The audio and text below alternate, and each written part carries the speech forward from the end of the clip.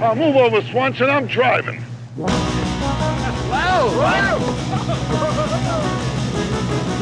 Hey, Smails! My dinghy's bigger than your whole boat. Welcome back to the Caddyshack Minute. This is the podcast in which we watch and discuss and luxuriate and drag people behind us in the film Caddyshack 1 minute at a time. I am Tom Taylor. I'm here with Mike DeMaria. Hello, Mike. Why do you keep saying luxuriate? You said that in another opening before. Did I really? What is what's luxuriating about? I said it for a this different scene or minute any of other this. scene in this movie. What is this, a spa? No, some of these minutes are... Listen, in my head, we're still coming out of Ty Webb's house from like that black hole that we were in for weeks and weeks. So I am luxuriating in what I consider one of the best minutes of the movie. I'm just happy to be here. I see. Dan Lewis, are you happy to be here? Yeah. Oh yeah, I'm definitely happy to be here, and that's all it. You could have said where we don't just stand there and we get some glue. Yeah, that would have been good Could too. have said that. Yeah. I'm Hey, sorry. you want to run these intros by me before next? I don't next even week? I don't even run them by myself. They usually kind of just sort of come to me, and this time it was very clumsy, and I apologize to everybody. You're the Charlie Parker of podcasts. intros. Clearly. But listen, there's one you thing. know what? He's like Charlie Parker without the heroin. Right. Right. Yeah. Thank you for that. One thing I Parker, do but have less written cool. down is the beginning and end of this minute. You want to hear what that happened? What goes on with that? This minute begins with Mrs. Smails saying "Flying Wasp," and it ends with a fisherman being dragged at high speeds behind the opening of the Caddyshack minute. Because this, of course, is the minute that features what you have heard every single time when you start this podcast. It features Rodney. Oh, we'll get there, but you know what I'm saying. The music, the boat, the stuff. Yep. I love it. In the immortal words of Al Czervik, "Move over, Swanson. I'm driving." I'm driving. Outstanding. Mm-hmm. Yeah, I want to go over there. I love this. I want to go over there. I want to go over there. He sounds like a first of all- 5-year-old Great kid minute. when he says that. Yeah. But first, we got to It's get just through over this there. whole. We got to get through Lacey again. Yeah, it's almost like a microcosm of the Ty Webb stuff. It's like we got to get through this dumb Lacey stuff to get to the brilliant stuff. Right. But we do. But yeah, she's always going to make money either in the market or on a game show. And I'm like, is that supposed to be like does the audience laugh? Or is she just being kind of goofy?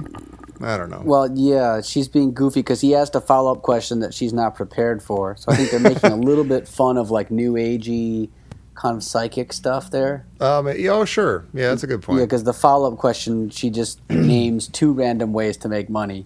Yeah. So I think that maybe that's what they're doing there. And it could also be the subtext of any dumb thing she says isn't going to matter because she's, sexily tracing her finger in his hand. Like, she doesn't need to come up with a good line. I mean, I wish she would. And in the 80s, that's all you needed to do. That's right. And all you had to say in the 80s was, "How hot I can get you. Yeah. Yeah. Go for Right. it." Go for it. Yeah. Go for it. I would like to think that I would be just sort of weirded out and not quite turned on if a woman was just started licking my hand.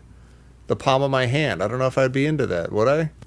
You guys know me sexually. I don't want to talk about what you'd be into, Tom. It's downright disturbing and Yeah. disgusting. I thought we were friends. You're a goofy ass goon. I thought we were co-hosts. Hey, Mike, do you know what he's testing right now? How nauseated he can get you. Hey guys, This is are you into the hand licking? Yeah. That's terrible, licking that part of the hand. I mean, to me, it's just like you're asking for a cold or something, one of those summer colds, You know, This is your that's terrible. Maybe that's what bugs me. This is your nausea line. Right. I'm about to vomit on it. I don't know if I want anybody licking the. I have to tell you though, when I see somebody, it's I have such a like. If someone's ever like read my palm in the past or even pretended to, Yeah. I immediately am overtaken by this intense relaxation. Oh. Like it's like, it really is amazing. Like if you just like because the way that they like touch your hand. There's this like light touch on your hand, and then they sort of start like talking to you like softly about things, and I immediately enter this like this haze. Oh. And even seeing someone else do it will relax me. Wow. And there's even some slight relaxation I get from this scene. Interesting. Yeah, it's 'cause absolutely amazing. I noticed that this time. I sort of get that late in my later years when I go to get a haircut. I will get a shampoo as well, and that's a very pleasant experience. It's like Tom, and I don't remember because I haven't gotten a haircut in about like 20 years. Yeah, 15 or 20 years. Yeah, it's but a I will say foregone this, conclusion. Your golden tresses down to your ass. I even get this at the dentist. Wow. Yeah. It's very relaxing to me, the dentist. That nice chair. Is it just like somebody, like another person who... Yeah, like just human... I'm just so lonely for human contact. Yeah, I'm just want someone to love human me. contact. And I think, oh my God, she touched my teeth with a drill. Yeah, right. Oh, that guy put on rubber gloves and stabbed a needle into my arm and took some blood out of it. Yeah. No, it's just, there's something about being in a nice, comfortable chair, being treated in any way. Is just like the greatest. It's real nice. All right, well, I'll give you a little advice then. If you like that, you said you like to watch it. Go to YouTube and put in Indian barber head massage. Okay. What? And you'll be sad. I came across this a while ago. I was looking. What were you searching for? No, take it easy now. It's YouTube. YouTube is clean. No, I think I was. I think I was because it was before I was going to Istanbul a couple years ago, and I was looking up because everybody's like, oh, you got to go get a Turkish shave because they give you a real clean straight razor, but then they take a flame to your ears to singe off the ear hair. Oh my God. Oh. And they do it like very quick, and they do it like very quickly, and it's almost like just. But then I came across the Indian barber from India, who gives these like very painful head massages. Wow. Wait, painful? Yeah. Wow. Well, I mean, because it's like a deep scalp massage. Wow. And he makes all these faces and does all these cosmic waves. Is it World's Greatest Head Massage, the original? Is that the video? Yeah, it's Mike, from Pushkar. The original.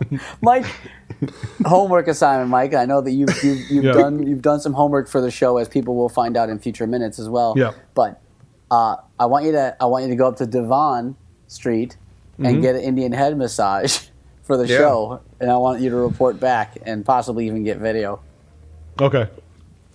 Well, why don't you just do it? I'm gonna be in India in probably in April. Oh my God. Even better. You're right. I don't know why I thought of that. I just thought of Devon Street. Why the hell would I Chicago, go to Devon Street? Yeah. I forgot that you actually are a legitimate globetrotter. Yeah, it'll be my 10th time in India. I think I'll go there. You've earned yourself a head massage, a painful head massage now. Yeah. Your 10th visit. He pulls like cosmic energy out of the air with one hand while he's painfully massaging your scalp with the other. Wow. That's nice of him. That does sound nice. A nice painful head massage. Baba Sen. They have like sales where it's like twice as painful for regular price sometimes. Oh my God. But yeah, it's Baba Sen from Pushkar. Wow. I gotta look that up. Everyone, go look that up. Stop the show right now and go find that. We'll post it. Don't worry. But Dan, I think the licking of the hand. I think actually part of what bugs me is that his hand is probably gross. Like his hand is like most hands are gross. We've talked about this before. People are covered in germs and they're gross. Well, he's also coming from that house with 75,000 kids. Yeah, his hand probably tastes like broccoli, onion water, milk, broccoli snot, and onion water. God. 12 dollops of onion water. Hey. Good grief. Yeah. Yeah, so kids, don't let strangers lick your hand. Just don't. Yeah, that's really weird. Doesn't matter how hot they get you. I know. I don't want to make fun of her. She was in Tron. This scene.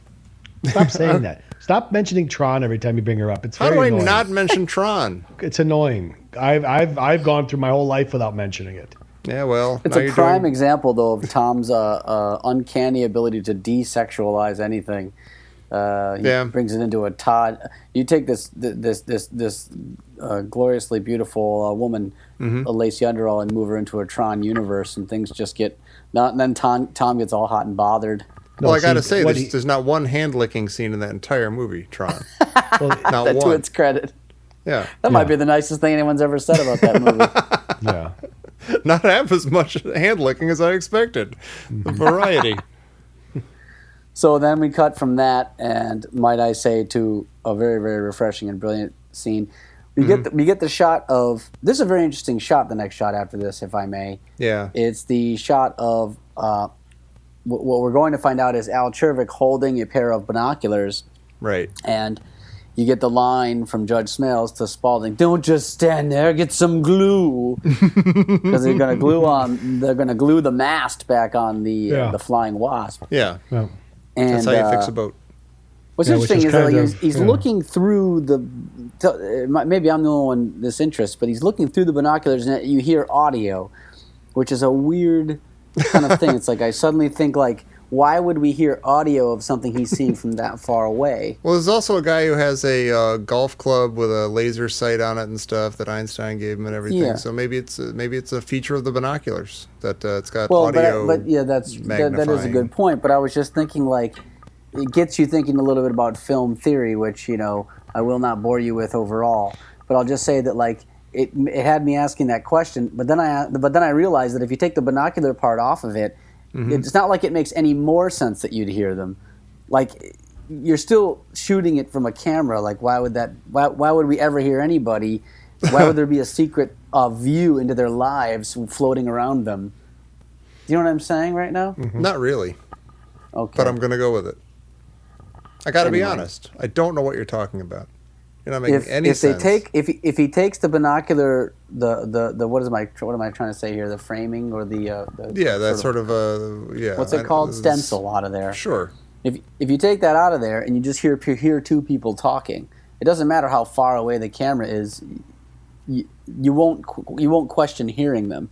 But once you put the binocular things on, it gives you the impression that someone from far away is watching, and therefore we shouldn't hear them. Right. Okay. But that could be said of any shot where the camera is sufficiently far away. See what I'm saying? Yes. We only question it due to this stenciling. Yeah. Okay. But to be fair to you didn't question it. Only I did. Right. So I don't know what you're talking about. Stupid question with no answer. It's because I went to college asking these questions for like 3 years for no reason, big mistake, for no money, and in fact for quite a bit of money in the opposite direction. Yeah. In short, don't go to film school. It's a complete waste of time. It's kind of fun. This is just my long-winded way of showing you. Yeah. But it is, I mean, the way Rodney is reintroduced to this movie, it's almost as if the movie was as bored with the Lacey business as we have been. And you get a quick thing of Smails through the thing. And it's kind of like a weird shot that you haven't seen in the movie before with the binoculars. Like, oh, that's cool. And oh my gosh, it's Rodney. He's so excited. Yeah. It's just and Rodney's he's watching face from far on the away screen. Going, this movie needs my help. I want to go over there. I want to go over there. Yeah. I need to go over there. It's my buddy. And his eyes are bugging out of his head. Oh, he's so excited. And then he just rifles up that ladder. It's like he's excited to be back in the movie, like we are. Yeah. We're excited to see him. It's really good. And Swanson just has this deadpan look on his face. Yeah. Like as if he's not an actor. And all thrusters go. Move over, Swanson. I'm driving. I am driving. I love it. Swanson. Breep, breep, breep, breep, breep, breep, breep, breep, breep. Again, I think since we've used this as the bumper for our show every week. Yeah. There's a part that's when the fisherman casts. Mm-hmm. And the lure hooks onto the boat. There's like this little sound that sounds like a beer bottle, like being set on the table. Right. Now in the bumper, the first time we used that bumper, it sounded like one of you two put your drink down on the table at that very moment. And I almost said, we got that. No, the sound of the lure. All right. The sound of the lure when you don't see it, you're just listening to the bumper. The sound of the lure hooking on the Clink. boat. Yeah. So when you hear it, it sounds like one of you, while we're doing the show, put your beer bottle down. So then that happened the second time, and I go, wait, did they put their cup down again? So every week, every episode, it had this little dink of it sounded like I'm taking a drink and I'm putting the cup down. That's funny. Right. No, that's Dan getting his lure stuck on the back of the podcast every week. Right. Every time I cast, this happens. It's embarrassing. I love this whole thing. I love that he's like, over there. It's just over there. And just to be clear, we're talking about how Al Czervik gets control of his own ship by moving his what I assume is his Captain Swanson over, and he's going to run amok in the harbor there. Yeah, he suddenly thinks he knows how to drive a boat. Florida Key or something, but yeah, and it's going to be great. And Swanson, by the way, is not listed in the cast and crew, which is very interesting to me. Oh, really? You wouldn't have that character listed. Although there's a guy named Ted Swanson who plays a golf pro and is uncredited, but he's also the production manager of the film, Ted Swanson. Wow. And I wonder if they just went ahead and used maybe they just used him, and then he's not concerned with being credited, being a big shot production manager. Could be. Mm-hmm. Yeah. Yeah. He's happy. He's satisfied. He's also the production manager and assistant director, known for working on Rocky and Witness. Oh, get out of here. It's a weird resume. Caddyshack, Rocky, and Witness. In 2009. Oh. I'm sorry. Move over Swanson. Move over Swanson. You all right, Mike? No, I'm fine. Okay. Just checking. All right, Mike, you got anything more exciting to talk about? No, I was just watching a little clip of Baba the Cosmic Barber. I was getting sleepy watching him massage people's heads. Sure. That's all right, Mike. Make yourself comfortable. Mm-hmm. If you want to make yourself uncomfortable, you should watch the guy. We're talking about the fisherman who gets his lure stuck. It looks like there's water just jetting hundreds of miles an hour up his nose, and that always makes me very anxious. I can't even go in water without, in that direction, without holding my nose, right? Because it will destroy me. So I don't understand who this stuntman is, and God bless him. When he gets pulled, his trajectory up when he gets pulled out of the boat is pretty astounding. Instead of just going directly out into the water, he goes up and then out. And then at some point you would just let go of the... Yeah, you think would just let go. Yeah, but he's just hanging on. It's like he's hanging on like he's just caught the white, like he's caught the white whale. Yeah. Right. Rodney is the white whale. Seafood, by the way, is the name of his boat. Seafood. That's the name of his yacht. Yeah. I don't get that. I don't even know if it's funny, but it's funny. Oh, that's just good. I'm deciding that it's funny because it's the name of Rodney's boat. Yeah, but you don't get anything. We've discussed this in previous minutes, including the last minute. I get a lot of stuff. I don't have to not get it to not appreciate it. You know how I know this is shtick? I know this is shtick because I've spent a lot of time with Tom, and he gets things. He gets things all the time. He never questions things until we got on this God blessed podcast because he thinks it's shticky and it gives him some sort of a personality if he decides to question everything. And I'm the annoying guy. I don't get it. You turn the podcast off and he gets everything. What's a Caddyshack? Well, no, maybe I just get everything because before I'm with you, I'm questioning things and I'm getting to the bottom of things, and then I understand. You saying stuff. I don't question things? You saying I don't have a critical mind? I'm saying you don't witness me questioning things. How dare you? How dare you? I'm saying you're a big How dare dummy. you? You're a big that whole... here we go, the Chicago Sirens. Chicago dinosaur. You know that whole saying about, question everything? Mm-hmm. But it's like when you really try and do that, like Tom does, it gets a little tiresome. I don't think that's what that bumper sticker should say. I think it should just say question most things, but don't get out of control. Be reasonable about it. If you know the answer, don't question it. Things within reason. Yeah. Don't question things. It should just say, Mike. you know what? Just vote liberal. That's what it should say. You don't need to question everything. Just be liberal-minded. Enough of the Yeah. Don't walk around with a stick up your ass. Get your head on straight. Yeah. You dummy. Get on straight and do what's right for the community, not just for you. Yeah. Yeah. Sorry, I'm getting a little political. You got me mad, Tom. Coming here questioning everything. Borderline political.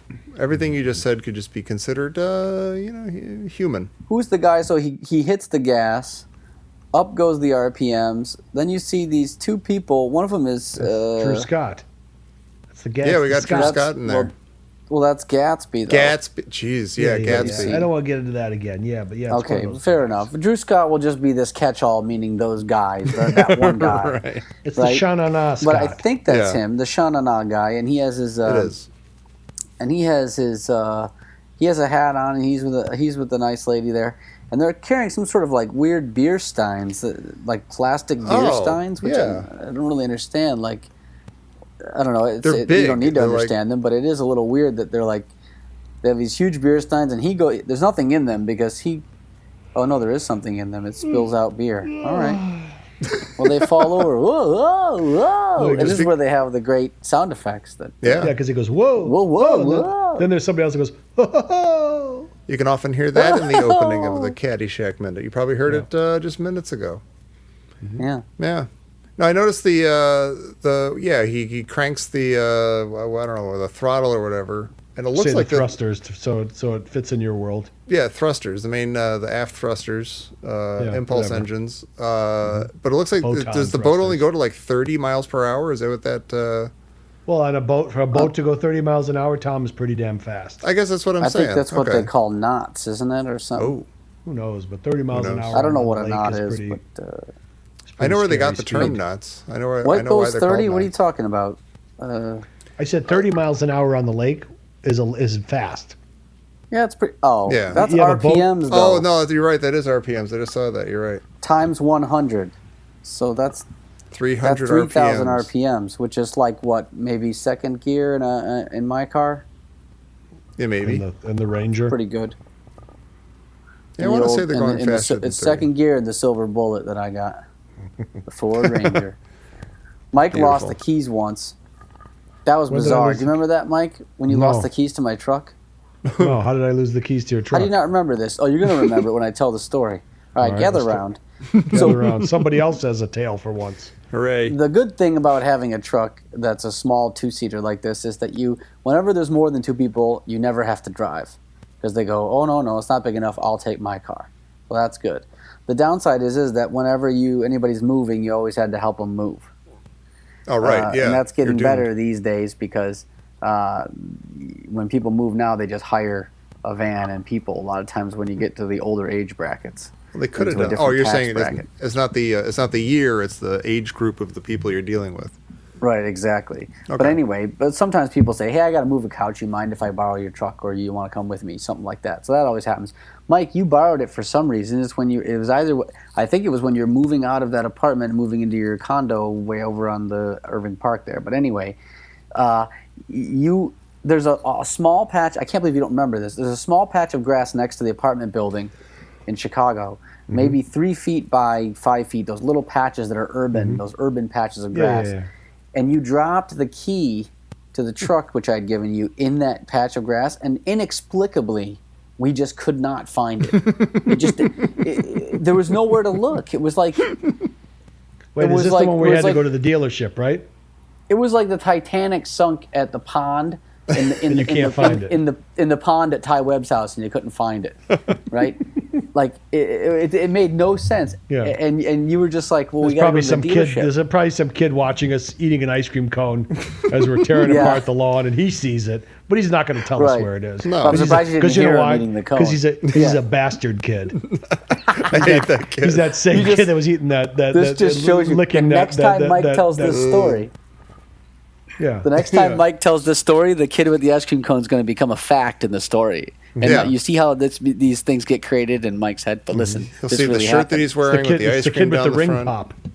Yeah. Well, anyway, I called the dealership and I said, listen, I need a new key because for whatever reason, I had another key. It didn't work, and it was like the valet key could unlock the door, but it didn't work because they have to be programmed. These keys, there's some sort of computer chip in there that has to be programmed. But anyway. I called them and they said, all right, the key costs like $100 and whatever it is, and Mike had to pay for it. He could have just rented a truck at the price that I don't remember. I think you paid for it, Mike. Yeah, but, I did.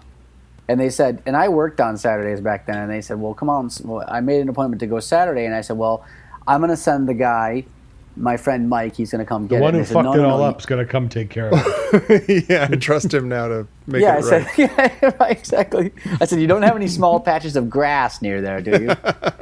Cover them up immediately. It was like on a Saturday, and I said, I got to work, but my friend Mike is going to come. And they go, no, you have to be here. And I said, why? I'm telling you right now he's going to be there. I'll give you my name, my number, whatever, you can call me. And they go, no, if we're giving you the key, we have to have the guy who owns the... You have to be there. And I was like, Jesus. And this was at a time where it was tough to take a day off. And I took a day off to do it. It was on a Saturday. We're waiting. All we had done is shown up and given him the name, right? We hadn't even, whatever. And then we were waiting. Finally, a guy comes out, and we both stand up, and he walks over to me, and he gives me this envelope with the key in it. And he goes, "Here you go." And I said, "Who's this for?" And the guy said, "This is for," and he looks at it and he goes, "Lewis." And I go, "Who's that?" And he goes, "Wait, is that not you?" And I go, "I don't know, is it?" And I just decided to turn into a gigantic asshole about this rule that they had where you had to be there. I was so pissed off about it. It made me so nuts. And then I took all my CDs outside and destroyed them with a baseball bat. He made him check his ID, didn't you? I did. I was like, "Don't you want to see my ID? Just to know that I'm the guy?" Because I was told that I had to be here, or, because Lewis was told he had to be here so that he could blah, blah, blah, and he took a day off of work. So here's my ID. Yeah, it's Lewis. Yeah. Oh, my God. It's Lewis. And the guy looks at me, and I said, don't look at me. I'm the asshole that lost the key. Don't look at me. I lost it. I have no help. Yeah. My Saturday's shot, too. That's hysterical. Yeah. That's infuriating. Yeah. No, you are right to be an asshole in that situation. Maybe, but then it's like later on you think about it and you're like, that's a guy who just works there. What I mean? It's not his rule. He doesn't give a shit. But it just bothered me. I hate stuff like that. It makes me nuts. Who's that? What's the point of having a big important rule like this if you're not going to, you know what I mean? And now I remember the patch of the grass, and I remember saying, how the hell is it not here? It was amazing. It's 5 foot by 7 foot. We're on our hands and knees combing through the grass. I go, it's every blade of grass. Yeah. Kid's just eating his ice cream cone, watching us. Yeah. It was like right. It was a wormhole there, and the key went through it, and it's in the woods in 1983 right now, right next to the porn. Yeah, and I'll find it. The 1983 guy, will find it. Yeah. So what's this Lewis, key? who's that? Oh, porn. It's the key. You know to how porn. I know it's probably we're done with the minute or close to it is because I've just I have a muted Baba the Cosmic Barber going on right now as we talk. And I'm getting visually I'm watching that, but I'm talking through this. Yeah, it's fantastic though. You'll watch it and you'll relax. There was times when I had back pain, and so see this is another side of me. When I would have my excruciating back pain, I would go on YouTube and watch people hang upside down.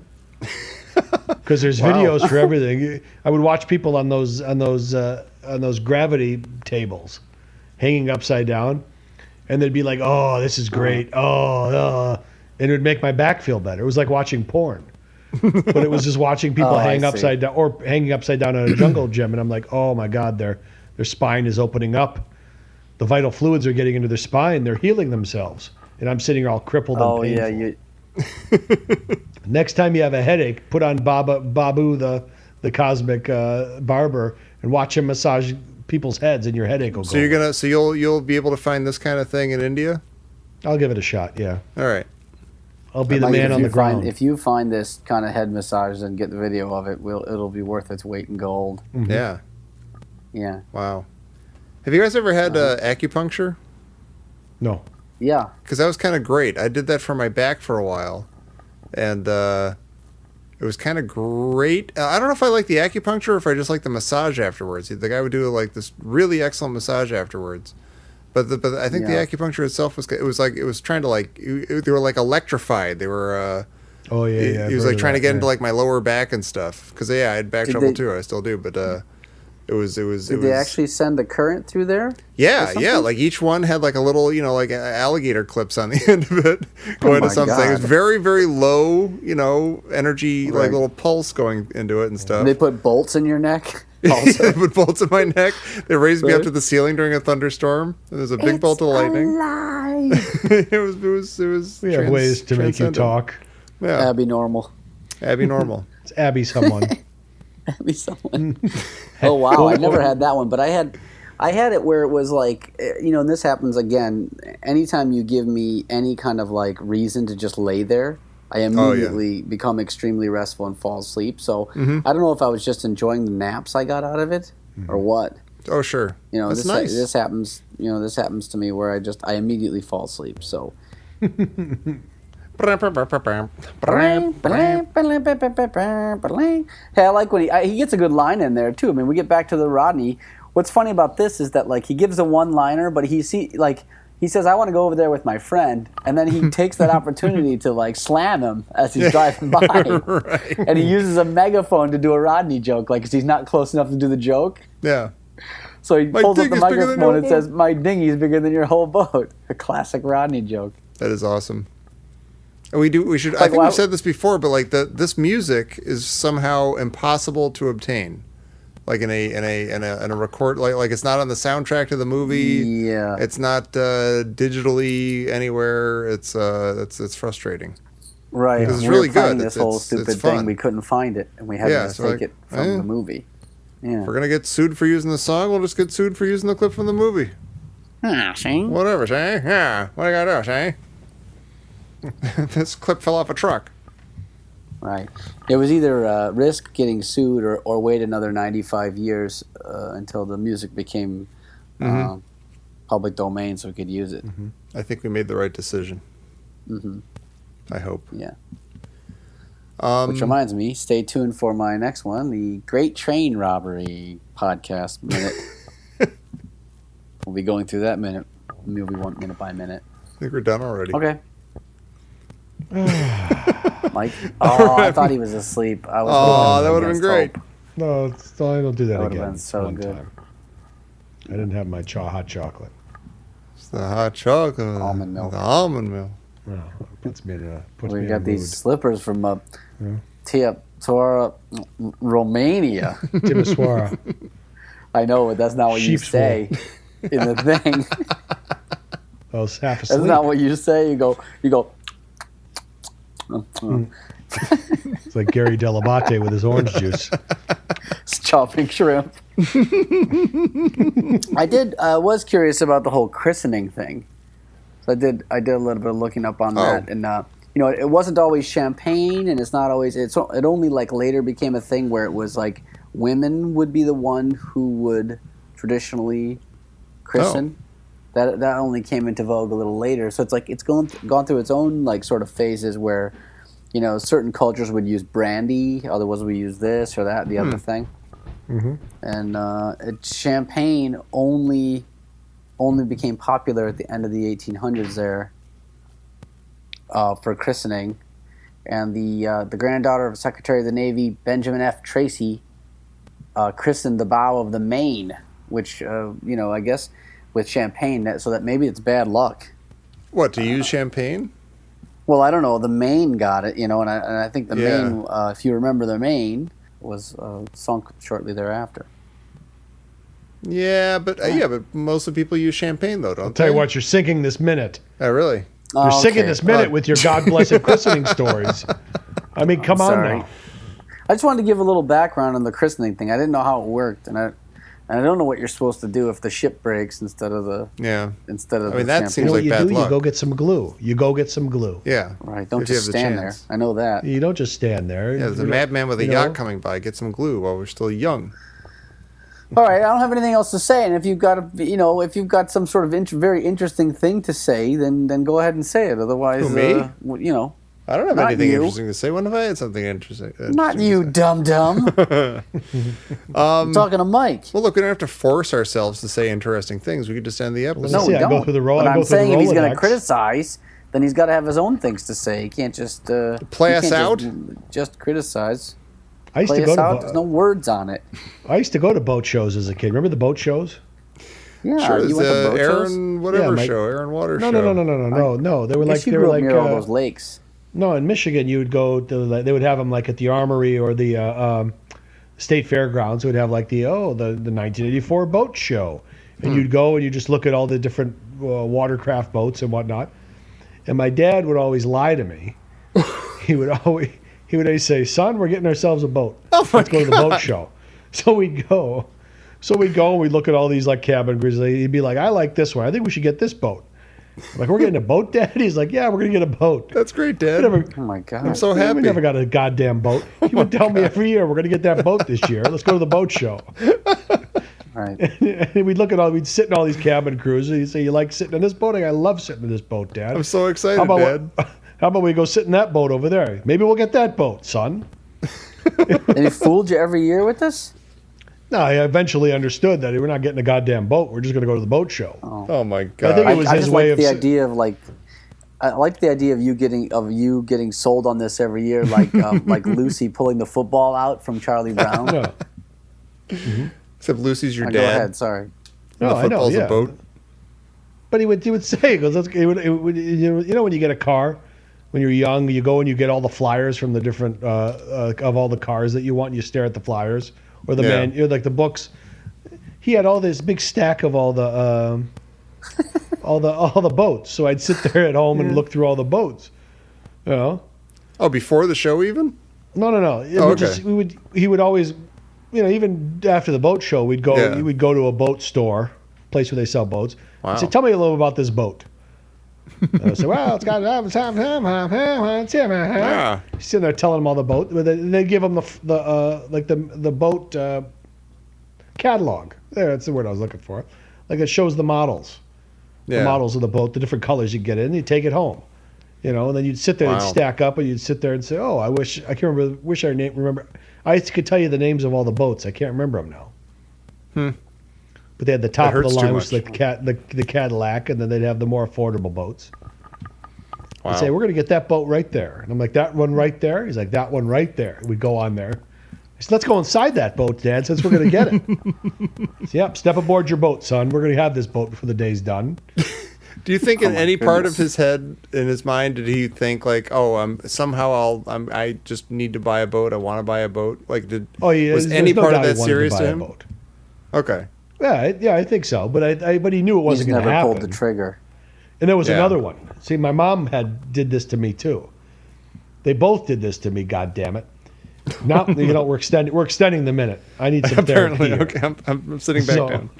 You know, well, in the house, I was like, we're going to get a swimming pool in the back. I said, a swimming pool, Ma? She said, a swimming pool, son. We're going to have the best goddamn swimming pool in the neighborhood. That sounds great. There's no swimming pools in the neighborhood. She said, that's right, son. We're going to have the only swimming pool in the neighborhood. She went in so far as to have somebody design the pool. So there was plans. There was like the blueprints for the pool. Man. So there was blueprints of the pool. It was in this tube, you know, like the cardboard tube. Inside there was like a blueprint for what the pool would look like, and then like an artist's rendition of the pool, pencil drawing.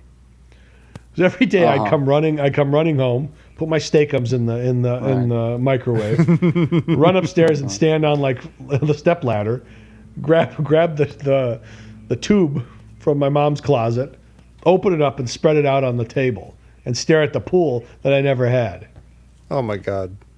And then to make matters worse, then a couple years later, we got a goddamn pool, but it was an above-ground pool from Sears. And instead of paying the extra, you know, $100 to have them come install it, my dad put it up. Which means it only lasted about 3 or 4 weeks, and the thing fell over. Oh my God! Oh man! Now, when you were mooning over these and like going into your mom's closet, were you still thinking that this was coming? That this was coming down the pike? Oh yeah, just over the horizon. Yeah, and she was. She said next summer we're going to get it. Wow. And I remember even the people came out to walk it out. They would say, "Oh, this is where it'll be. This will be that." Wow. And then I think it was because we had a septic field in the back and they couldn't put it in. Oh, really? Maybe that's what it was. But it was to say that your mother lied to you about the pool. That's, I mean, it sounds like they might have had plans, like legitimate plans. Like maybe she thought it was true at the time. Yeah, but they knew about the septic field a long time ago. And all they had to do was move it to the other side of the thing. And then she was throwing around the idea of like, oh, what if because we're right near the main street, what if somebody walking by decides to jump in and dies? Then we're sued. Common sense intervenes. It sounds like a lot of empty promises, really. Yep. And so I'd lay that rendition out on the table. I'd be munching on my steakums, and I would be sitting there and saying, I'll be over here in the pool, and all my friends will be on this side of the pool. I'll have all the friends in the neighborhood then. But I'll still have all the steakums. Yeah, I don't have to share the all the steakums. friends will come over and swim every Monday, every thought Tuesday, every Wednesday, Everything every was coming up, Mike. Thursday, every Friday, every Saturday, and every Sunday. I never even entertained the idea of having a pool. It's better to. You're better off that way. Don't entertain anything. Yeah. Don't ever entertain something that could, it's not worth it. Right. Why hope? But see the grown up me, who's kind of socially conscious, says I shouldn't even been worried about having a pool. What was I doing worrying about having a pool? Well, you were I was surrounded kid. by lakes. I was surrounded by public pools. I didn't need a pool. What was I so worried about a pool for? People are starving. People need clothes. People need this and that and the other thing. What the hell am I worried about having a pool? Then I get mad at myself for wanting a pool. I shouldn't have wanted a pool. Well, but it really would have made you wildly popular. Yeah, and nothing is more important than that, than being wildly That's popular. true. This is true. Yeah, and I'm going to have to agree with your 8-year-old self here on this one. As he's munching. It would have been great. Oh, And think of the steak. connections you would have made, You would have made personal connections that lasted into high school and past, and it probably would have a lot better job because it's an old boys club, and I'm sorry to say it, but it is. Mm-hmm. But if you had the right connections, you could have a totally different life right now. Wait had a you minute, gotten you're the that kid pool. with that. You're the kid that used to have that pool, right? The only you're pool just in the kind town. of person I'm looking for this job. Yeah. Yeah, Mike Sit would be a down, total. DeMaria. Where do I know that name from? Oh, that's right, the pool. Mike, you could have been Oh, a the total pool asshole guy. by now. You could have been a total Right. asshole captain of industry. The best is when the Simpsons get really popular because they have a pool and everybody starts coming over and this exact thing plays out. And then, but Bart breaks his leg and he asks everybody to sign his cast. And nobody watch it- will he because has they to want watch to it run to from the the pool. window. Yeah. Except for Millhouse agrees to sign it. And he looks down and he just wrote Mill Pool and like a line going off toward the pool. As he's running. It's the Oh best. man. But there is nothing sadder than sitting in a boat with your dad when he's telling you he's going to buy the boat. That hurts. Yeah. It's like On enjoy dry the land. boat. This is the exact boat for us, son. Oh, my Gosh. We're You know, gonna like, fish don't- off that end. Oh man. We're gonna cook the food on this end. See, don't have that all figured out and nailed down before you ever mention it to your kid. Yeah. Like I don't even. You got to have it all ready to go. Yeah. Matter of fact, Or you do maybe- it the other way. You say, "Well, too bad we're not rich enough to have a. Too bad we'll never have a boat, but at least we can look, right, son? Right. Yeah, I so love let's you, get in son. there and look at and it. then you Yeah. go home and there's a boat with a big red bow on it waiting for you on the thing. I was just fooling with you. I'm rich. Kid, That's how I was much just I love messing with you. Yeah. We're rich, guy. Yeah. We're rich, kid. We can get anything we want. Right. He did build me. I'll tell you what. He did build me a pitcher's mound in the backyard. Oh, that's nice. Oh. Yeah. That's good. We brought a load of dirt. That's almost as nice as a boat, just a mound of dirt like that. Yeah, pitcher's mound. Put the rubber on there, patted it down. Put a plate 60 foot 6 inches away. So was let's nobody- face it, you weren't gonna race in America's Cup, so that was something that could have made him some money, making a pitcher out of you. Yeah. All right. Yeah. Okay. Okay. I need to go drink something now. I think. I think Mike needs a moment. I think we all need a moment. Yeah. We all need to Need go a buy little our alcohol and a everybody few uppers. go buy your kid a pool or a boat immediately. Make everything Yeah. right. Boat would be good for you. Boat will be good for Yeah. you. Oh. That's it for 57. It started off joyous and then ended cripplingly sad. Yeah. It did with a Some kind Michael of a down story. note. Ended with a Mike story. That's what you get for asking for a Mike story. Nah, come Yeah. on.